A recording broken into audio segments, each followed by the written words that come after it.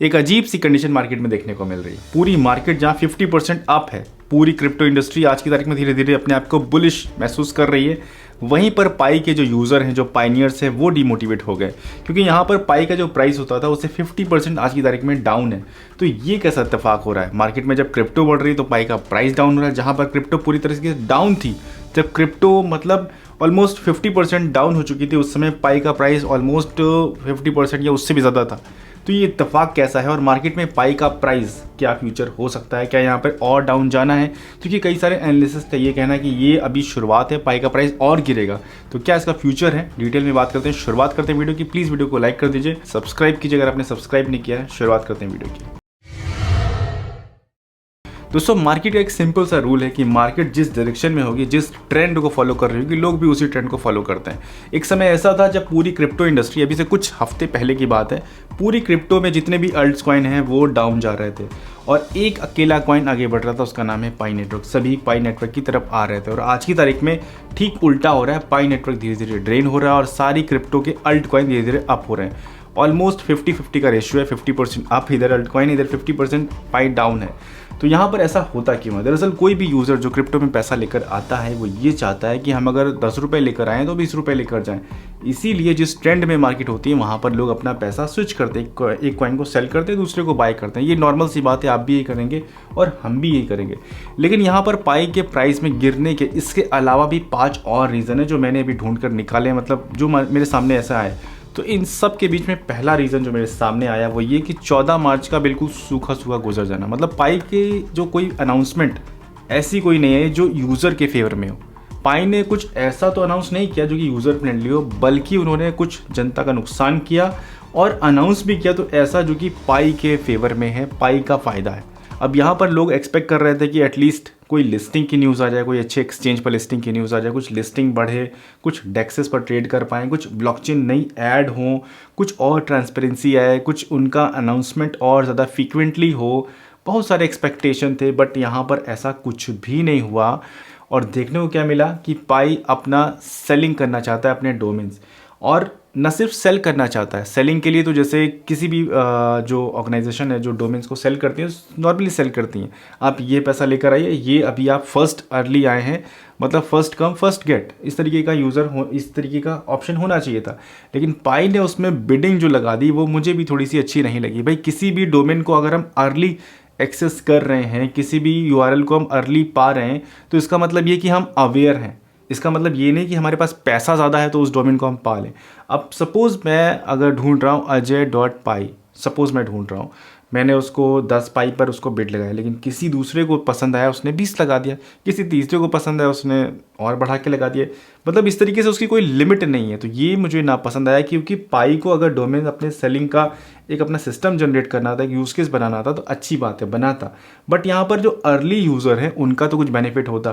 तो यहाँ पर ये पर्सनली मुझे डिसअपॉइंट किया कि मतलब बिडिंग का ऑप्शन की कोई ज़रूरत नहीं थी। वहाँ पर सीधे आप अपने पाई लेते, एक पाई का यूज़ केस भी बढ़ जाता और लोग यहाँ पर एक ट्रांजेक्शन होने की वजह से उनको सेटिस्फैक्शन मिलता है कि हाँ, मैंने अर्ली एक्सेस, अर्ली यूज़र हूँ, तो मुझे यहाँ पर वो डोमेन, वो यूआरएल मिल गया है।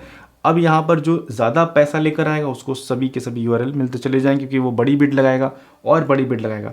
और दूसरा नुकसान ये है कि इस डोमेन वाले ऑप्शन से किसी पब्लिक का, किसी जेन्युइन नॉर्मल यूज़र का मुझे कोई फ़ायदा नहीं दिखा, क्योंकि ये जो डोमेन्स हैं वो खरीदेंगे जिनको इसकी ज़रूरत है, ना कि वो जो यहाँ पर कुछ अर्निंग करने आए, कुछ कंट्रीब्यूट करने आए, कुछ 1000, 2000, 5000 अपना लगा कर कुछ अच्छा अर्न कर रहे हैं। तो यहाँ पर उनके लिए भी कोई ऐसा सेटिस्फैक्टरी ऑप्शन नहीं था। नेक्स्ट जो रीज़न मुझे लगता है वो ये है कि बाइनेंस की लिस्टिंग का अब तक कोई कंफर्मेशन ना आना, क्योंकि 14 मार्च को हम लोग एक्सपेक्ट कर रहे थे कि कुछ अच्छी अनाउंसमेंट आएगी, बाइनेंस कुछ अनाउंस करेगा कि हाँ हम लिस्ट करने जा रहे हैं, कुछ पाई अनाउंस करेगा कि हम लिस्ट करने जा रहे हैं, लेकिन ऐसा कुछ भी नहीं हुआ। और आज यहाँ पर ऑलमोस्ट 12 दिन नए बीत चुके हैं और अभी भी ये महीना ख़त्म होने जा रहा है, कोई अनाउंसमेंट नहीं है कि बाइनेंस लिस्ट करेगा कि नहीं करेगा, क्या नेगोशिएशन चल रहा है, क्या कारण है, क्यों लिस्टिंग नहीं हो रही है। हालांकि बाइनेंस ने शुरुआत में मेरे ख्याल से अपना अप्रोच किया था कि हाँ लिस्ट करना चाहिए या नहीं करना चाहिए, तो वहाँ पर बाइनेंस को पॉजिटिव रिस्पांस मिला। बट अभी तक लिस्टिंग नहीं हुआ, इसका रीज़न मैं नहीं समझ पा रहा हूँ क्या है। पब्लिकली कोई भी ऐसी इन्फॉर्मेशन अवेलेबल नहीं है कि क्या कारण है कि पाई अभी तक बाइनेंस पर लिस्ट नहीं हो पाया है। ये एक मतलब एक लोगों को एक चाहिए होता है कि हाँ बाइनेंस क्यों छूट रहा है भाई, एक लिस्टिंग होना चाहिए, अभी तक क्यों नहीं लिस्ट हो रहा है। नेक्स्ट जो ऑप्शन मुझे पर्सनली महसूस होता है, क्योंकि हमारी केवाईसी हुई, उसके बाद यहाँ पर हमारी केवाईसी के साथ कुछ इश्यूज आए, उसको मैंने सॉल्व कर लिया, लेकिन आज की तारीख में जितनी भी हमारे टीम मेंबर है उनमें से शायद एक दो की केवाईसी हुई, बाकी आज भी सिर्फ कोई अपॉइंटमेंट के लिए भटक रहा है, किसी को जो स्लॉट होता है वो नहीं मिला है, किसी ने केवाईसी सबमिट कर दी है, किसी का फेस नहीं मैच हुआ है, किसी का मोबाइल नंबर गलत है, किसी का ईमेल है, किसी का 8th स्टेप फंसा हुआ है, किसी का 9th स्टेप फंसा हुआ है, किसी का वैलेट की की खो गई है। इस तरीके से मल्टीपल प्रॉब्लम लोगों के साथ हैं, और ये वो प्रॉब्लम है जो शायद बड़ी आसानी से सॉल्व की जा सकती है। मतलब ऐसी नहीं है कि जो जो आपने गलती कर दी और उसके बाद उसको कंट्रोल सेट या उसको सही नहीं किया जा सकता है। ये सारी ऐसी मिस्टेक है जो छोटी सी सब कस्टमर सपोर्ट की तरफ की जा सकती है, लेकिन पाई को यहाँ पर कोई किसी से मतलब नहीं है। लोग शायद इस वजह से भी डिसअपॉइंट हो रहे हैं। एक रीज़न मुझे और भी लग रहा है, पाई की जो कनेक्टिविटी यूज़र के साथ है वो थोड़ी सी वीक है, क्योंकि आज की तारीख में पाई पब्लिकली लॉन्च हो चुका है। अब तक पाई सिर्फ लोग माइन कर रहे थे, ये उम्मीद में थे कि शायद लॉन्च होगा, नहीं होगा, ये सारी चीज़ें पाई लोगों के दिमाग में चलती थी। लेकिन अब पाई जब लॉन्च हो चुका है ना, तो हर दिन लोगों को कुछ ना कुछ मोटिवेशन के लिए चाहिए, हर दिन उनको कुछ ना कुछ ऐसा चाहिए कि हाँ पाई आज ये कर रहा है, पाई फेस्ट इस तरीके से चल रहा है, पाई में मतलब जो अपडेट होती है, कम से कम एक स्टाफ हो जो सोशल मीडिया पर सारी चीज़ें अपडेट करते रहे कि हाँ पाई में अभी ये अपडेट चल रही है, ऐसा चल रहा है, ऐसा चल रहा है, ये चल रहा है, कुछ भी XYZ अगर अपडेट करता रहेगा तो यहाँ पर लोगों को इन्फॉर्मेशन पहुँचती रहेगी कि हाँ पाई अभी एक्टिवली काम कर रहा है और जल्दी चीज़ें होंगी।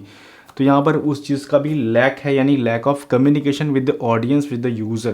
तो ये एक मुझे थोड़ा सा लगता है कि अब पाई को अपना ये जो माइंडसेट है, ये जो अपना बिहेवियर है, इसको चेंज करना पड़ेगा, क्योंकि अब पाई पब्लिकली मार्केट में अवेलेबल है। अगर पाई के यूज़र इस तरीके से लोगों के साथ कनेक्ट नहीं होंगे, पाई की सोशल मीडिया लोगों से कनेक्ट नहीं होगी, तो लोग समझेंगे अगर इसको भी बेचो, बाकी दूसरा कुछ बाय कर दे, क्योंकि पाई में अपडेट जब आएगी तो दोबारा खरीद लेंगे, अभी डाउन जा रहा है। तो इस तरीके की चीज़ें होती हैं। बाकी दोस्तों कंक्लूजन के बारे में अगर बात किया जाए इस वीडियो का, तो देखिए यहाँ पर चीज़ें अभी मार्केट से कनेक्टेड हैं। अब यहाँ पर लोगों की सेंटीमेंट है, उनके साथ ये चीज़ें, इसका प्राइस पूरा कनेक्ट करता है। हालांकि यहाँ पर पाई की जो मार्केट कैप है ऑलमोस्ट 50% डाउन है, प्राइस भी ऑलमोस्ट 50% डाउन है, लेकिन यहाँ पर अगर एक छोटी सी न्यूज़ पॉजिटिव आ जाती है तो यहाँ पर सारे सेंटीमेंट, सारी चीज़ें बिल्कुल पॉजिटिव हो जाएंगी। हालांकि पाई में कुछ कमियां ज़रूर हैं जो मैंने रीज़न दिखाए हैं, लेकिन यहाँ पर जैसे ही कुछ ऐसी न्यूज़ आती है, सपोज़ कोई लिस्टिंग किया जाए, कोई अच्छे बड़े एक्सचेंज पर लिस्टिंग की न्यूज़ आ जाए, सीधे यहाँ से आपको 2x आराम से देखने को मिलेगा। या यहाँ पर पाई कोई ऐसा कोई अनाउंसमेंट करे कि जो यूज़र से कनेक्ट कर रहा हो, कोई ऐसा कैंपेन ले आए, कोई ऐसा मार्केट में स्टंट कर दे, कोई ऐसा मार्केट में ऐसी न्यूज़ स्प्रेड कर दे, सीधे यहाँ से प्राइस 2x 3x देखने को मिलेगा। और बात किया जाए अभी टोकनॉमिक्स की, सप्लाई की, सारी चीज़ों की, तो अभी यहाँ पर बिल्कुल नॉर्मल चीज़ें चल रही हैं। कुछ लोग डिसअपॉइंट हैं अपनी केवाईसी को लेकर, कुछ यहाँ पर डिसअपॉइंट हैं पाई के सिस्टम को लेकर, बट फिर भी चीज़ें इसी तरीके से चलती हैं। कभी यहाँ पर अच्छे दिन देखने को मिलते हैं, कभी यहाँ पर ख़राब दिन देखने को भी मिलते हैं। तो इसी तरीके से बैलेंस करते करते ग्राफ हमारा ऊपर नीचे करता है। तो यहाँ पर अभी ग्राफ का जो समय है वो नीचे का है, लेकिन यहाँ पर ये हमेशा के लिए नहीं बना रहेगा।